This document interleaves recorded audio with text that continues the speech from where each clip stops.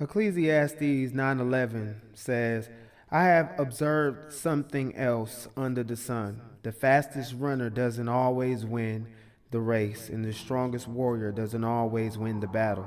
The wise sometimes go hungry, and the skillful are not necessarily wealthy. And those who are educated don't always lead successful lives. It is all decided by chance, by being in the right place at the right time. I want to talk about not just the race real quick, but also enduring to the end. When you think about the race, you think about the runner. And as a runner, competing, most, if not all runners in the race before they begin the race has this time of preparation. Right? They practice and they work on everything that they will need for the race. How to run, how to come out their starting blocks, their stride. They will even track their progress until they're satisfied with consistent results. And this, amongst other things, happen before the actual race. And one thing I realize is not only is there a physical thing going on, but there's a mental or psychological thing that is going on, because confidence is built and expectation is built by those consistent results. I mean, you can even see the runner before the race starts, how focused they are before it is time for them to get on their mark. Then here's that time. You hear, get on your mark. Get on your mark. This is the starting place from where the runner, they have to find the lane that they're in.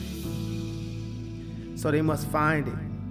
And once they find their lane or their mark or that place, then they'll get there, right? They'll define exactly where they'll start their race, and then you'll hear get set, right? They're instructed to get set. Now, this is where the runner has found their place and they've found their lane that they'll be running in, and now it's time for them to get set in that lane.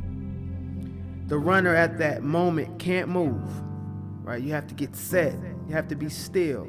And this will require patience and discipline, right? Some runners never get to even make it out of this place because they get impatient and they have false starts. They go before they're told. They go before they hear the signal.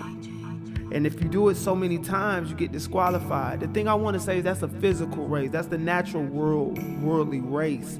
But what I believe is because we're of God, we're never disqualified. If anything, we become discouraged, because when we have false starts, we get out without being totally ready or it being time. The time wasn't right? So then we just kind of just give up because we didn't get the results, or we got out of the blocks too fast, or things didn't happen the way we wanted them to happen. And like I said, all of this happens before the actual race begins.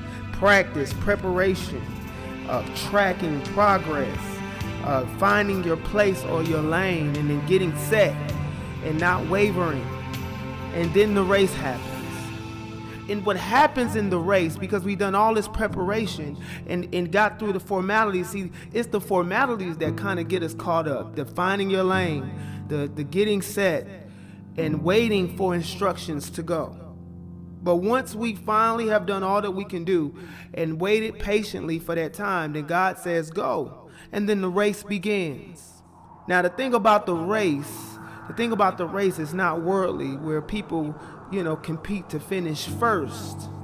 The race is not given to the swift. Our only instruction, our only focus, the only thing that we're after is the fact that we finish the race. Matthew 24, the third verse, probably 3 through 14, kind of tells us about the race. It says in 4, see that no one leads you astray. Don't let no one get you out of your lane. For many will come in my name saying, I am the Christ, and they will lead many astray. And you will hear of wars and rumors of wars.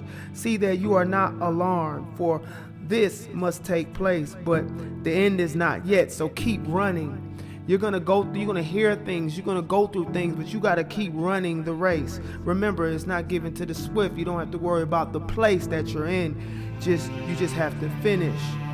For nation will rise against nation, and kingdom against kingdom, and there will be famines and earthquakes in various places. And all these are but the beginning of the birth pains.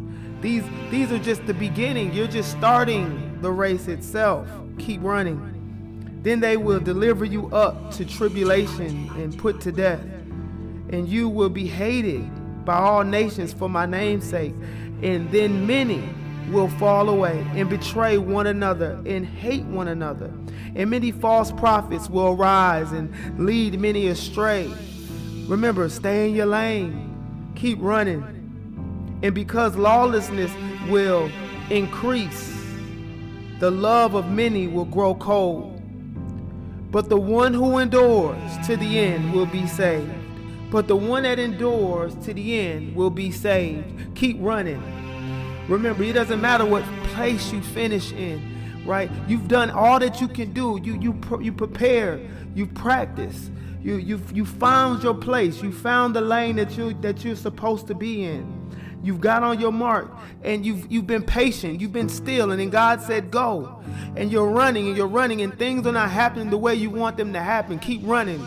You're not getting the results that you thought you would get when you was practicing. Keep running. What you thought you'll see, you're not seeing. Keep running. Don't worry about the place that you're in. Just keep going. Don't stop. The only thing that you're supposed to do is finish. Endure to the end, and you will be saved. You will be saved. The race is not given to the swift, but it's to those who can endure to the end. Your instruction is not to finish first. It's not to finish last. But your only instruction for this race is to finish. God bless.